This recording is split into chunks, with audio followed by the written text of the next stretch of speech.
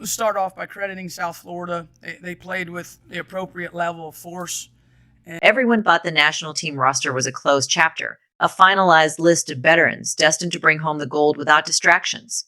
But whispers from a highly restricted closed-door practice session have turned the entire basketball world upside down, leaving some of the sport's most powerful coaches speechless. Rumors have been swirling for weeks about what really happens when the cameras stop rolling and rising stars face established veterans, where pride is the only thing on the line.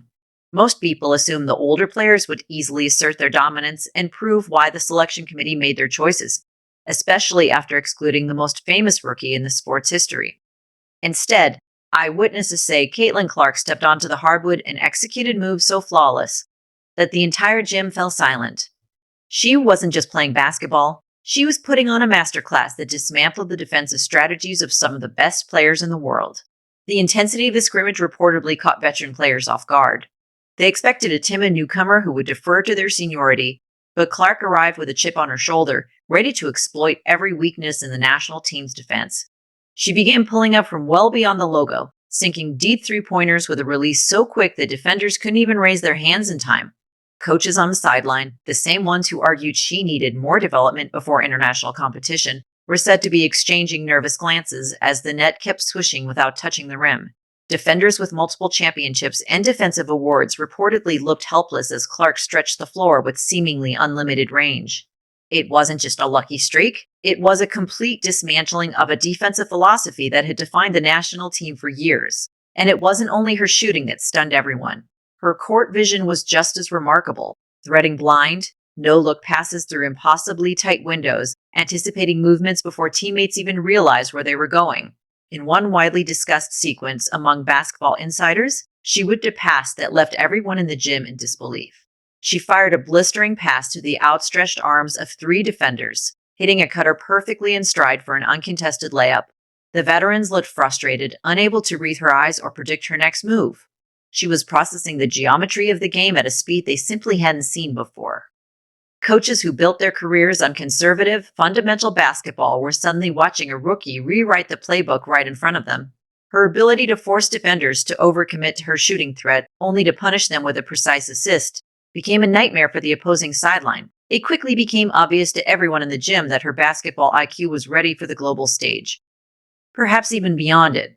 She was playing chess while elite defenders were playing checkers, reacting a step too late to every decision she made. But to understand the full weight of that moment, you have to look back at the controversial decision that started the entire debate. When the Olympic roster was announced and Clark's name was missing, the selection committee defended the move by pointing to veteran experience and team chemistry. They argued that international basketball was too physical and complex for a rookie. Many fans disagreed immediately. Clark had just finished a historic college career, breaking scoring records under enormous pressure. To them, leaving her off the roster felt less about experience and more about protecting established veterans from the rise of its generational talent. The committee seemed to believe the controversy would fade once the team succeeded on the international stage. But reports from that private scrimmage told a different story. Her performance only intensified the debate.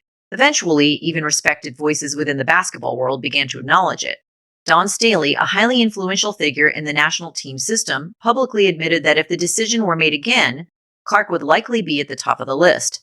It was a striking shift from the original narrative and felt like a quiet admission that the committee may have made a major mistake. While some figures were willing to admit it, others stood firmly by the original decision, creating even more debate and scrutiny around the situation. Defensive social media posts and frustrated media responses made one thing clear. An old-school establishment was struggling to hold on to a fading hierarchy.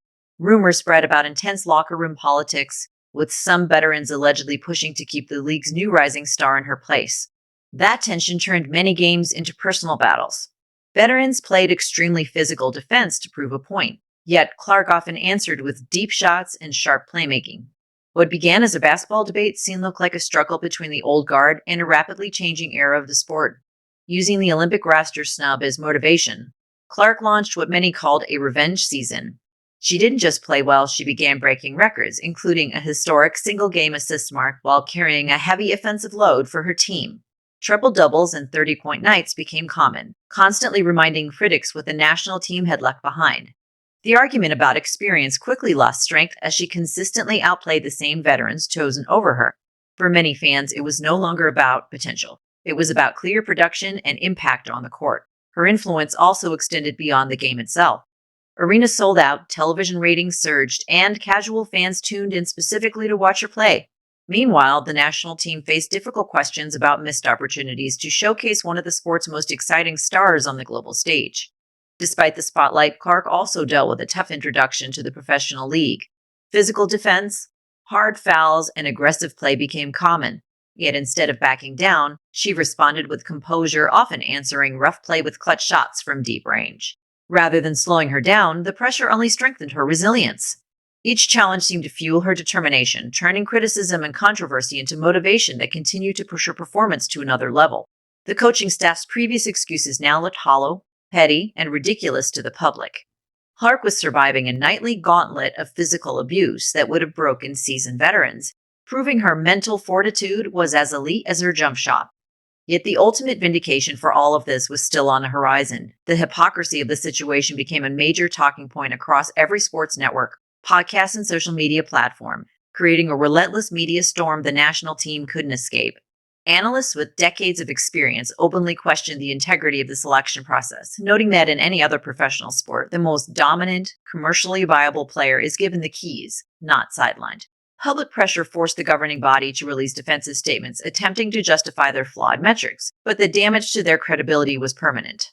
Fans began comparing Clark's controversial snub to some of the greatest injustices in sports history, drawing parallels to legendary players left off iconic rosters for personal or political reasons rather than merit. The intense scrutiny magnified every mistake the national team made. Every missed three-pointer, sloppy turnover, or uninspired possession was instantly clipped, shared, and ruthlessly compared to Clark's flawless highlights. The irony was striking. In trying to avoid the distraction of a rookie, the committee had sparked the most disruptive media circus the program had ever seen. And from the ashes of that chaos, something extraordinary emerged.